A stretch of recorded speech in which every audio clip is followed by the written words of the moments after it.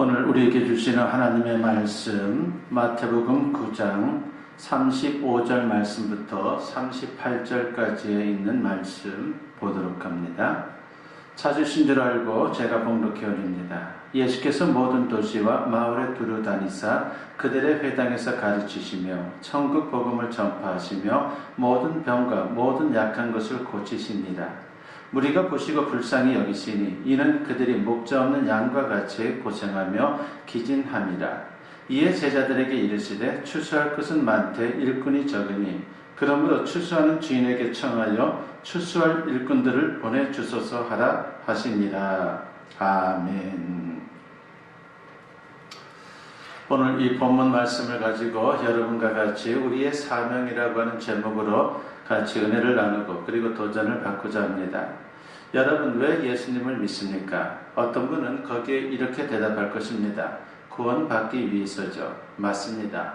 또 어떤 분은 이렇게 대답할 겁니다. 축복받기 위해서입니다. 맞습니다. 예수님을 믿으면 하나님의 자녀가 되는 것이고 그리고 하나님의 보호와 인도 그리고 축복을 받습니다. 그 외에 또 다른 이유는 없습니까? 이 외에도 참 많을 것입니다. 그 중에 빠뜨리면 안 되는 중요한 이유가 있습니다. 인생의 사명을 발견하기 위해서라고 하는 것입니다. 사람은 세상에 태어날 때 사명을 갖고 태어납니다. 그런데 그것을 모르고 많은 사람들이 그저 동물처럼 육신만을 위해 살다가 세상을 떠나기 일쑤입니다. 그러면 얼마나 허무합니까? 우리가 예수님을 믿고 절대로 놓치지 말아야 할 것은 사명을 발견하고 그 사명을 위해 열심히 사는 겁니다. 그런데 의외로 많은 성도들이 사명에 별로 관심이 없습니다. 예수님을 믿고 천국은 확보해 두었으니 세상 살 동안 축복만 많이 받으면 최고다라고 그렇게 생각합니다. 그런데 그 축복도 보면 하나님이 원하는 축복의 그런 모양이 아니라 세상적인 축복이 얼마나 많은지 모릅니다. 그런데 성경은 분명히 사명지향적인 삶을 우리에게 요구하고 있다라고 하는 것입니다. 이게 바로 성숙한 신앙생활입니다. 적어도 5년, 10년 혹은 그 이상 예수님을 믿은 사람이라면 사명지향적인 삶을 살아야 합니다. 그럴 때 정말 행복하고 보람있는 인생을 살 수가 있습니다. 스위스의 크리스찬 사상가인 칼 힐티라고 하는 분이 있습니다. 그분이 이런 말을 한 적이 있죠. 인생에서 가장 행복한 날은 자신에게 주어진 사명을 발견한 날이다 라고 말입니다. 그렇습니다. 동물은 육신의 본능을 따라 살다가 죽어도 허물을 느끼지 못하지만 인간은 다릅니다. 본능을 따라 살면 찰나적인 만족은 얻을 수 있을지 모르지만 결국은 허무해진다는 것입니다. 인간은 하나님이 주신 사명을 발견하고 그것을 위해 최선을 다할 때에 최고의 행복을 경험할 수 있습니다. 더 나아가 죽을 때 평안히 떠날 수 있고 천국에 들어가서 영원한 안식과 영광을 누리게 되는 것입니다. 이 얼마나 아름다운 인생입니까? 오늘 부디 말씀을 통해서 사명지향적인 삶이 무엇인지 확인하고 가장 복된 인생을 살아갈 수 있는 우리 모두가 되었으면 합니다. 먼저 예수님이 세상에 오셔서 한 일이 무엇인지 살펴보고자 합니다. 왜냐하면 우리의 사명은 예수님의 사역을 계승하는 것이기 때문입니다. 예수님께서 지상에 계실 때 하신 사역은 크게 두 가지입니다. 십자가 대속의 죽음과 그리고 공생의 사역, 이렇게 두 가지로 크게 나눌 수가 있죠. 예수님은 하나님의 아들이지만 인간으로 이 세상에 오셔서 33년 동안 사셨습니다. 그 중에서 30년은 사적인 생애를 사셨고 30세가 되면서 그새 줄여서 공생애를 3년 동안 사셨습니다. 그리고 마지막 한 주간에 하신 일은 십자가 대속의 죽음이었습니다. 요한복음 19장 30절 말씀에 보면 예수께서 신포도주를 받으신 후에 이르시되 다 이루었다 하시고 머리를 숙이니 영원히 떠나가시니라고 했습니다. 예수님께서 운명하실 때 외치신 말씀, 그 중에 가장 대표적인 게 다 이루었다는 것입니다. 이 말은 인류의 죄값을 다 치렀다, 즉 속죄했다라고 하는 뜻입니다. 그 결과 누구든지 예수님을 믿으면 죄사함 받고 사망에서 구원받고 영원한 생명을 얻게 되는 것입니다. 이보다 더 중요한 일은 없습니다. 그런데 십자가를 지시기 전 3년 동안 예수님께서 쉼없이 열심히 하셨던 사역이 있었습니다. 그것을 요약한 말씀이 35절 말씀이죠. 예수께서 모든 도시와 마을에 두루 다니사 그들의 회당에서 가르치시며 천국 복음을 전파하시며 모든 병과 모든 약한 것을 고치시니라 하고 있습니다. 여기 보면 예수님께서 도시와 마을 곳곳을 두루 다니셨다라고 말씀을 합니다. 그러면서 하셨던 사역이 세 가지이죠. 전도, 교육, 그리고 치유입니다. 이를 가르쳐서 공생의 3대 사역이다라고 부릅니다.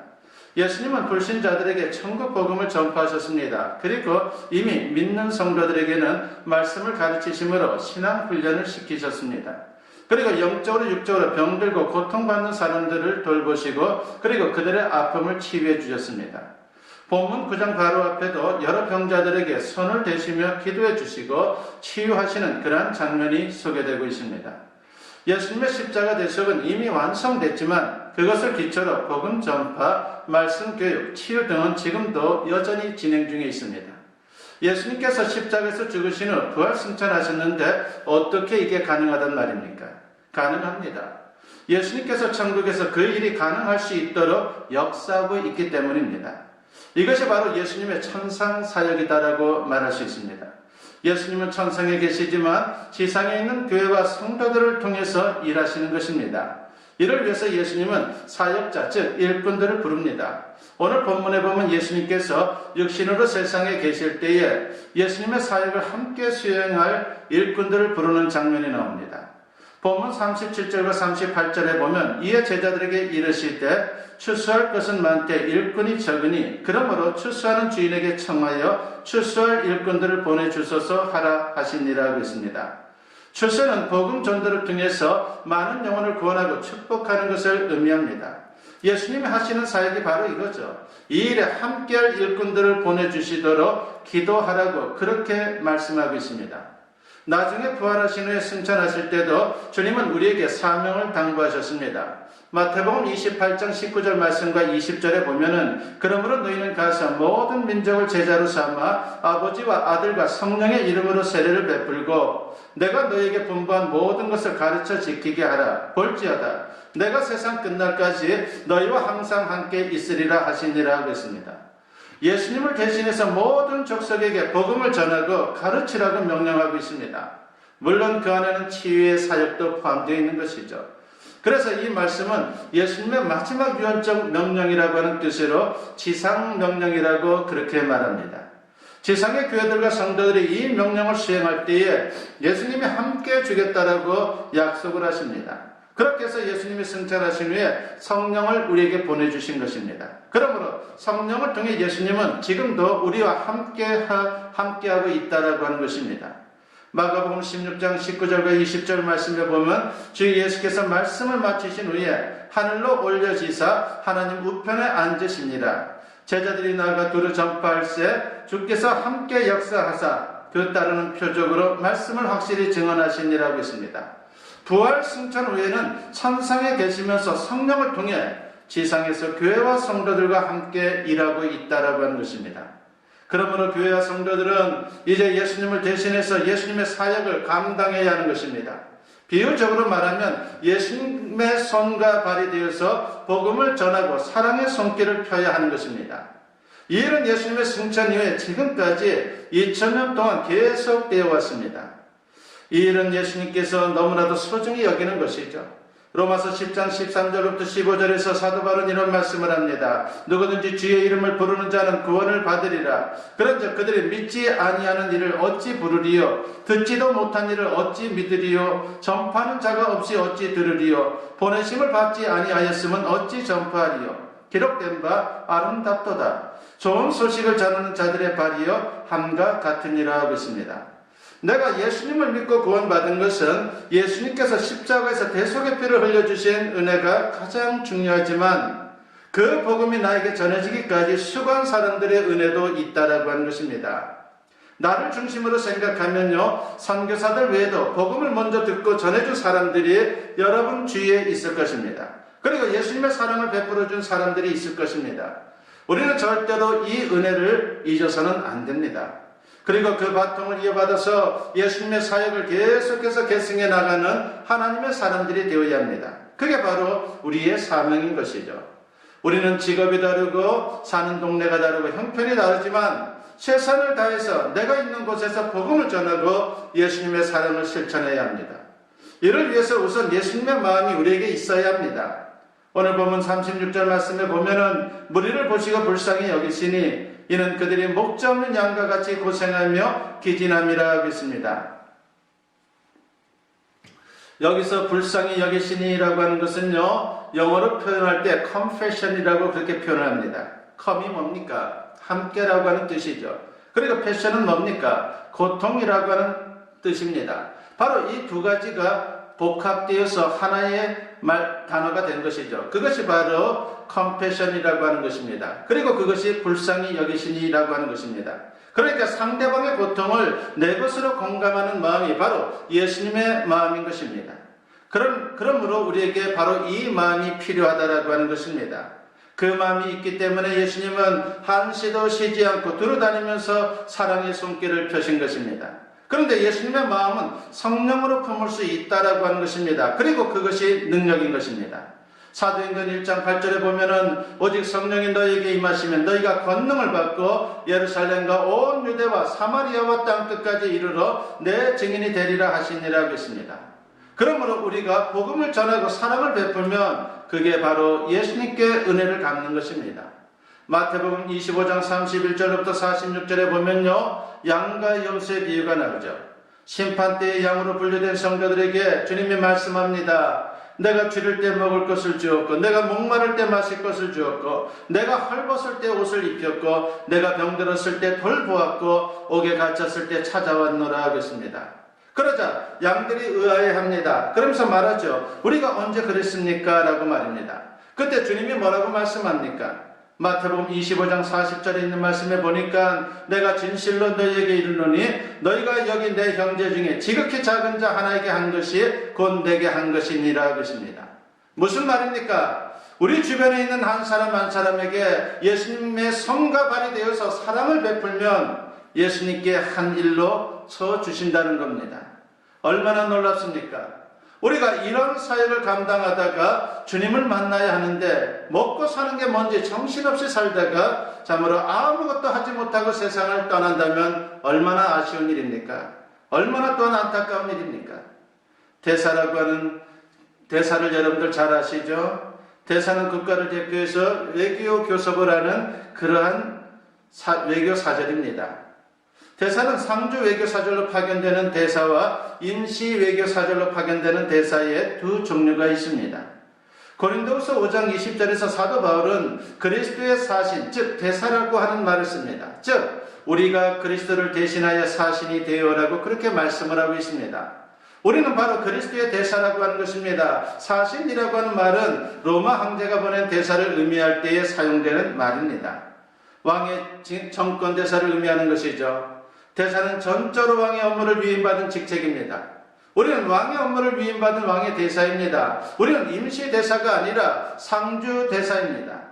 우리가 이 땅에 사는 동안 하나님께서 우리에게 이 땅을 위임하신 상주 외교사절이라고 하는 것을 우리는 마음에 새겨야 합니다. 대단한 권리와 책임을 가지고 있고 참으로 우리가 가진 이 지위는 너무나도 소중하다라고 하는 것입니다. 그러므로 우리는 항상 예수님을 대신하는 대사이며 사명자라고 하는 사실을 잊어서는 안 됩니다. 고린도후서 5장 20절 말씀을 다시 보면은 그러므로 우리가 그리스도를 대신하여 사신이 되어 하나님이 우리를 통하여 너희를 권면하시는 것 같이 그리스도를 대신하여 간청하노니라고 했습니다. 여기 보면은 대신하다라고 하는 말이 두 번 나옵니다. 대사는 대신하는 사람인 것이죠. 대신 말을 하고 대신 가고 대신 일하는 사람, 바로 그 사람이 대사입니다. 대사는 자기 마음대로 말해서는 안 됩니다. 대사는 자기 말이 아니라 자기를 보낸 분의 말을 대신해야 하는 것입니다. 그러므로 자기를 보낸 자가 누구인지 분명히 아는 것이 대단히 중요한 것입니다. 성경에 나오는 믿음의 선배들을 보십시오. 사사나 선지자 등은 하나님 말씀에 얼마나 충실했는지 모릅니다. 하나님께서 말씀하시는 것만 전했습니다. 하나님의 사람 모세를 잘 아시죠? 출애굽기 5장 1절에서 그가 뭐라 그럽니까? 그 후에 모세와 아론이 바로에게 가서 이르되 이스라엘의 하나님 여호와께서 이렇게 말씀하시기를 내 백성을 보내라 하겠습니다. 모세는 자신의 말을 한 것이 아니라 여호와의 말씀을 그대로 전했다라고 하는 것입니다. 이것이 하나님의 사람이며 그리고 대사의 임무인 것입니다. 맥스 루케이드라고 하는 사람이 있습니다. 그의 책에 보면 이런 글이 나옵니다. 당신이 진리를 말하면 당신은 하나님의 대사인 것이다. 당신이 당신의 재산을 충직하게 관리하면 당신은 하나님의 매니저인 것이다. 당신이 용서를 선포하면 당신은 하나님의 대변인인 것이다. 당신이 육체와 영혼의 병을 치유해 주면 당신은 하나님의 의사인 것이다 라고 했습니다. 우리는 세상으로 파견된 하나님의 대사입니다.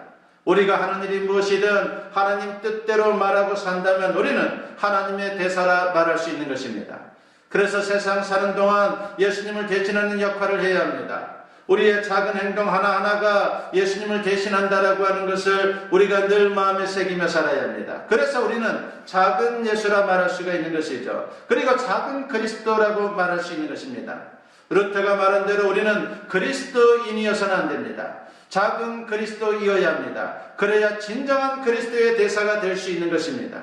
우리는 그리스도의 대사로서 예수님의 얼굴입니다. 세상 사람들은 우리를 보고 예수님을 느낍니다. 우리를 보고 예수님을 믿습니다. 우리를 보고 예수님을 욕하기도 합니다. 그러므로 우리는 그리스도의 대사로서 대사의 역할을 잘 감당해야 합니다. 서울 동대문 시장에서 오랫동안 장사하던 집사님의 간증입니다. 30년 동안 열심히 돈을 벌어서 자식들을 키우고 그리고 그 자식들을 모두 대학까지 공부를 시켰습니다.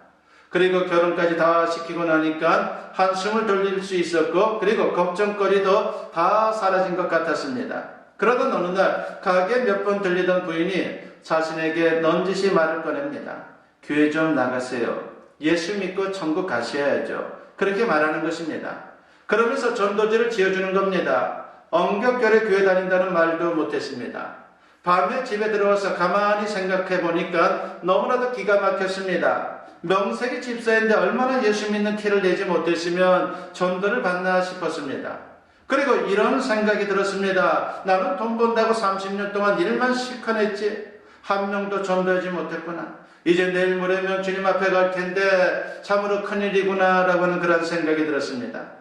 그 이후로 가게 오는 손님들에게 이전보다 더 따뜻하게 그분들을 대해주면서 예수님을 전하고 선교를 위해서 물질로 헌신하는 그런 인생을 살기 시작했습니다. 그러자 얼마나 기쁜지 그동안 경험해보지 못한 행복을 맛보았습니다. 우리도 사명을 감당함으로 이런 행복을 누렸으면 합니다. 그리고 우리가 사명을 잘 감당할 때에 하나님은 이 땅의 축복과 영원한 천국의 영광을 우리에게 더해 주실 것입니다. 주님은 지금도 우리를 부르십니다. 이사야 6장 8절에 있는 말씀에 보면 내가 또 주의 목소리를 들으니 주께서 이르시되 내가 누구를 보내면 누가 우리를 위하여 갈구 하시니 그때 내가 이르되 내가 여기 있나이다 나를 보내소서 하였더니 라고 했습니다. 이 말씀에 뭐라고 여러분 대답하겠습니까? 이사야처럼 내가 여기 있나이다 나를 보내소서라고 대답해야 되지 않겠습니까? 부디 오늘 말씀을 꼭 명심하시고 각자의 위치에서 복음의 사명을 잘 감당하는데 최선을 다할 수 있는 우리 모두가 되었으면 합니다. 아무쪼록 예수님의 손과 발이 되어서 하나님이 주시는 기쁨을 맛보시고 이 세상 살 동안 넘치는 축복을 누리며 언젠가 천국에 들어가서 착하고 충성된 종아 잘하였도다 칭찬받고 면류관 받을 수 있는 저와 여러분 모두 될 수 있기를 주님의 이름으로 간절히 축원합니다. 기도드립니다. 사랑과 은혜가 충만하신 아버지 하나님 감사합니다. 오늘 청지기 주일을 맞이하여 우리에게 주신 사명에 대해서 같이 살펴보았습니다. 아버지 하나님 우리를 구원해 주실 뿐만 아니라 우리를 존귀한 인생을 살아갈 수 있도록 이렇게 택하여 주시고 주님의 일꾼 삼아 주시니 감사합니다. 아버지 하나님 우리 모두는 사명자라고 했습니다. 내가 있는 자리에서 주님을 증거할 수 있는 작은 예수가 다 될 수 있도록 역사하여 주시옵소서. 나를 통해서 많은 사람들이 주님을 만나게 하시고 주님을 알게 하여 주시고 주님을 또한 경험하면서 소망을 가질 수 있는 귀한 역사가 나타날 수 있도록 축복하여 주시옵소서. 아버지 하나님 우리 인간의 힘으로는 부족합니다. 이제 주님께서 천상 사역으로 이렇게 우리에게 성령을 약속하셨사오니 성령으로 우리를 충만케 하여 주시사 주어진 사명 잘 감당하여 주님께 영광 돌리게 하여 주시옵소서. 감사드리옵고 예수님의 이름으로 기도드리옵나이다. 아멘. 축복 기도드립니다. 이제는 우리 주 예수 그리스도의 은혜와 아버지 하나님의 무궁하신 사랑하심과 성령의 감화감동 역사 충만하심이 오늘 주님께 예배로 영광 돌리며 선포된 말씀과 같이 나에게 주어진 사명에 대해서 마음에 새길 뿐만 아니라 그 사명을 따라서 작은 예수의 삶을 살아가기를 다짐하고 결단하며 세상을 향하는 주님의 사랑하는 자녀들 위해 지금으로부터 영원토록 함께 하시기를 간절히 축원하옵나이다. 아멘.